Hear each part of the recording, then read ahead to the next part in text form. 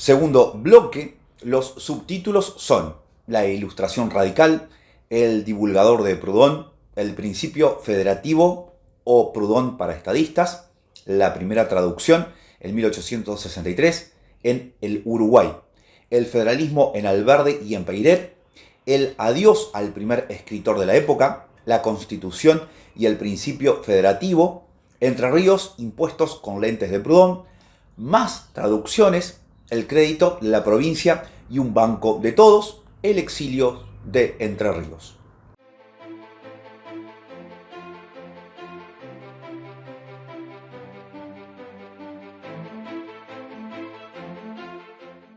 En este segundo capítulo me detendré con La barca de Peiret en un momento del viaje que resulta especialmente relevante para apreciar en su originalidad el itinerario conceptual de nuestro personaje. Se trata del lugar determinante que ocupa la obra escrita de Pierre-Joseph Proudhon en su pensamiento, en su labor organizativa y en su prédica periodística y política. En las páginas que siguen mostraré en principio que su adscripción a la idea proudhoniana marca la impronta de la ilustración radical en el alma filosófica de Peiret. Luego haré un recorrido detallado por las traducciones de Proudhon que realizó nuestro filósofo, convirtiéndose así en el introductor de su pensamiento en la región, en diálogo con la problemática central que visualizaba en la disputa entre federales y unitarios. Nuestro enfoque procurará revelar de qué manera esa problemática, a primera vista en coincidencia con uno de los más destacados pensadores contemporáneos a Peiret, como lo es Alberdi, toma caminos divergentes si se atiende a las concepciones sobre federalismo que ambos utilizan. Veremos que tienen relevantes puntos de contactos en diagnósticos agudos sobre la realidad, en especial de desarrollo ulterior, pero toman caminos distintos y diametralmente opuestos en otros aspectos centrales.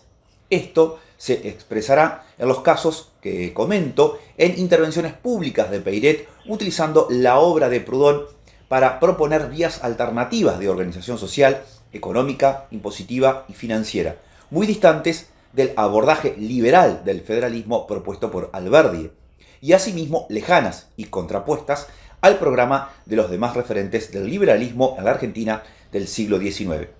Se apreciará de ese modo el lugar singular que ocupa Peiret en el concierto contemporáneo de las ideas en la región y de qué manera esa perspectiva marca la forma en que aborda los sucesos que se producen a partir de 1870 en Entre Ríos, a partir del asesinato de Urquiza y la última revolución federal que configuran una bisagra en la vida de la República y en el periplo de Alejo Peiret.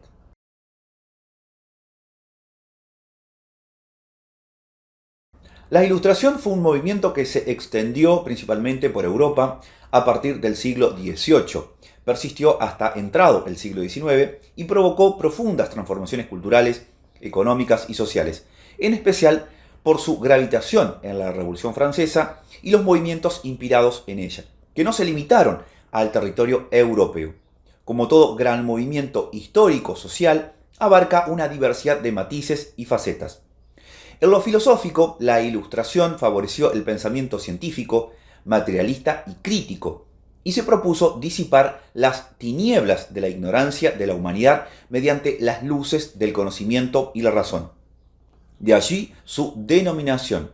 Es considerado el germen del laicismo, de la democracia liberal y de los movimientos sociales que cambiaron el paisaje intelectual de la humanidad durante los últimos 200 años. Sentó las bases para el reconocimiento de los derechos humanos en la estructura legal de los nacientes estados modernos, por su propio valor y sin respaldos en supuestos teológicos o naturales. Aunque no todos son rosas. Durante mucho tiempo, todos estos conceptos seguirán centrados o concebidos únicamente en torno del varón blanco y europeo, y las clases sociales que ya habían logrado su autonomía económica, como la burguesía. Hay más.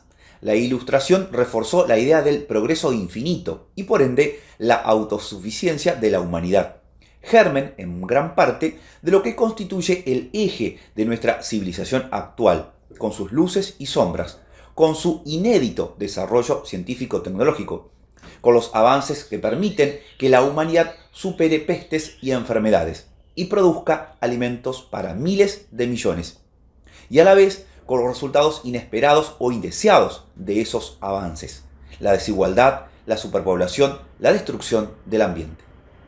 El pensamiento de Alejo Peiret expresa en gran medida esa tradición ilustrada, como pensador interesado en todo lo humano, como defensor del papel de las ciencias en las posibilidades de construir formas de convivencia más justas, como escrutador rebelde y crítico de la sociedad y de las instituciones.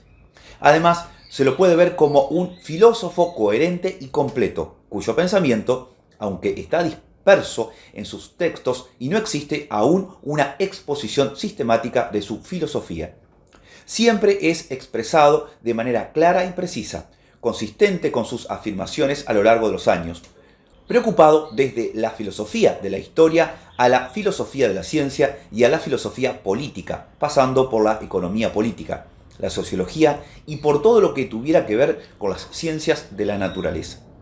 Su enciclopedismo es también característico de la Ilustración, pero la radicalidad del pensamiento de Peiret obliga a enfocar con más precisión sus perspectivas. Allí es donde aparece, como parte del movimiento ilustrado, esa corriente casi por completo olvidada o escondida por su carácter clandestino o semiclandestino: la Ilustración radical, estudiada desde la segunda mitad del siglo pasado y reconocida desde entonces como la corriente de pensamiento y los ideales igualitarios y democráticos del mundo moderno, según sostiene uno de los principales estudiosos de esta corriente, Jonathan Israel, autor de una obra monumental en la que recupera los aportes de este movimiento. La Ilustración radical está constituida por un conjunto de principios básicos que pueden ser resumidos brevemente en los siguientes términos: democracia, igualdad sexual y racial, libertad individual en el estilo de vida, libertad completa de pensamiento, expresión y prensa, erradicación de la autoridad religiosa del sistema legislativo y educativo y separación total de la Iglesia y el Estado. Concibe el objetivo del Estado como totalmente secular. Considera que todos los seres humanos tienen las mismas necesidades básicas, derechos y condiciones, independientemente de sus creencias o pertenencias religiosas, económica o étnica, y por lo tanto deben ser tratados de la misma manera basado en la igualdad, y que todos merecen que sus intereses personales y sus aspiraciones sean respetados igualmente por las leyes y los gobiernos, lo que en la actualidad se conoce como el principio de igual consideración de intereses. No hay ninguna razón por la cual los intereses de una determinada persona prevalezcan por sobre los de otras. Expresa un universalismo anclado en la autonomía de los proyectos de las personas, es decir, que cada una de ellas tiene los mismos derechos en buscar la felicidad a su propia manera y a pensar y decir lo que les parece apropiado, y que nadie, incluidos quienes han convencido a otros de que han sido elegidos por la divinidad para ser sus maestros, dirigentes o guías espirituales, está justificado para negar o impedir a otros disfrutar de los derechos que pertenecen por igual a todos los hombres y mujeres. Por otro lado, innegablemente, la Ilustración radical era republicana. Rechazaba la monarquía por derecho divino y revelaba tendencias democráticas y anti-aristocráticas. Estos principios no fueron aceptados en general por ninguna parte antes de la Revolución de Independencia norteamericana, y en verdad tampoco fueron desarrollados por completo en ella, desde el momento en que persistió la institución de la esclavitud y muchos blancos, negros o indios, al igual que las mujeres, siguieron excluidos del voto y la participación política durante mucho tiempo. La radicalidad de Peiret, sostengo, se evidencia en que él realiza ese tipo de críticas, y algunas mucho más penetrantes y anticipatorias, a la democracia norteamericana, en una época en la que para el pensamiento ilustrado, republicano o democrático, el modelo de los Estados Unidos era, como señala Peiret en Non Plus Ultra. Él, en cambio, se confesaba lejano a ese modelo. Venga esta cita para los que ven en Norteamérica el non plus ultra de la organización social, y aunque admirador sincero de la Gran República, confieso que no soy uno de aquellos. En otros textos advertía que el utilitarismo norteamericano no es el ideal que debe proponerse, Esto puede sentarse a priori y con relación al individuo aislado, y si consideramos la colectividad, vemos que esa democracia está por degenerar en plutocracia.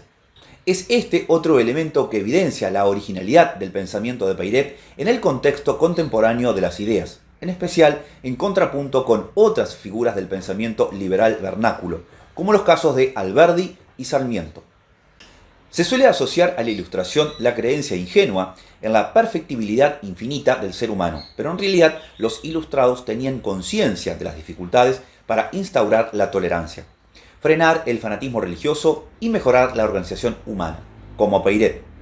Su relativo optimismo siempre aparece matizado por los enormes obstáculos que la humanidad debe enfrentar en su camino, y se basaba sobre todo en la capacidad humana, surgida de la experiencia histórica y claramente creciente, para producir riqueza, inventar nuevas tecnologías, generar nuevas instituciones estables, legales y políticas, e incluso superar pestes. Israel cita en este sentido al barón de Holbach, uno de los filósofos más radicales, quien argumentaba que a pesar de la lentitud de nuestros pasos, las pruebas muestran que la razón humana hace progresos. Resulta evidente que los seres humanos somos menos ignorantes, menos bárbaros, menos violentos que en el pasado, pero creer que esas manifestaciones son inevitables o que ocurrirán por el solo paso del tiempo no era parte de sus creencias. Peiret, como veremos, señala en numerosas ocasiones que la humanidad camina despacio. No hay consenso claro sobre quiénes son los nombres a los que se asocia la Ilustración radical. Para Israel son los de Spinoza y Bail, en los lugares principales. Otros añades al nombre de Dolbach, a Job, a Diderot, a Thomas Jefferson, a Helvetius, a Tom Paine. Y hay quienes recusan a algunos de estos nombres e impulsan otros. Aunque en general se los menciona más como inspiradores o antecedentes que como expresiones acabadas o referentes de la corriente. Es más, la mayor parte de los nombres que aportó la investigación de las últimas décadas eran casi desconocidos en la historia de las ideas. Los ingleses Toland o Colin, o los holandeses Lodewijk, Meyer, los hermanos Koeberg y William Duford, son una muestra de ello. Margaret Jacob, autora pionera y especialista en la temática, explica que el radicalismo de esta corriente era tanto político como religioso, con dos rasgos centrales. A. Una hostilidad intransigente hacia el absolutismo que no reconoce ningún tipo de autoridad que no sea la de la República, unida a B. Un virulento deísmo, un materialismo que en algunos autores es franco-ateísmo. Ambos rasgos aparecen articulados en la literatura clandestina del periodo, de modo que la crítica a la religión implica la crítica a la estructura de poder. No se puede abordar una sin criticar la otra. Cita como ejemplo un texto de 1743 sin autor identificado, La Filosofía, cuyo autor sostiene que la existencia de Dios es el más extendido y más profundo arraigado de todos los prejuicios. Coloca en su lugar a la sociedad civil. Esta es la única divinidad que él reconocerá en la tierra. Y explica que cuando uno está cautivo bajo el yugo de la religión, se vuelve incapaz de las grandes visiones que atraen hacia el gobierno y que son tan necesarias para las situaciones públicas. Esta autora sostiene además que la Ilustración radical posee claros vínculos con la masonería y que su influencia en los pensadores sociales revolucionarios es indiscutibles. Todos estos elementos están presentes, como veremos, en nuestro filósofo.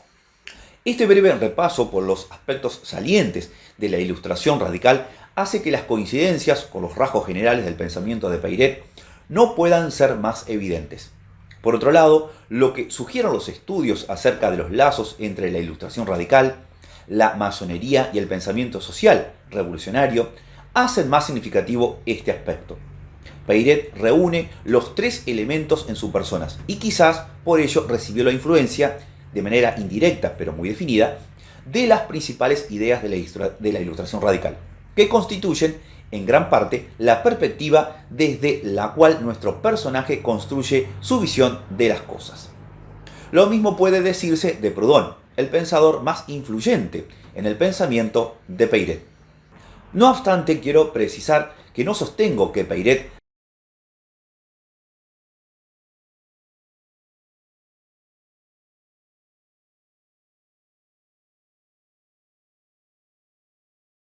permeado por las ideas más avanzadas de la época. Sostengo que la heterogeneidad de Peiret y su erudición filosófica y científica han impedido que se lo catalogara de una manera más precisa, pero en parte la recuperación de la Ilustración radical como objeto de estudio de la historia conceptual permite que ya nos encontremos en condiciones para caracterizar como parte de esa vertiente la fuente de sus coordenadas conceptuales, que no pueden ser más claras cuando se repasan en conjunto.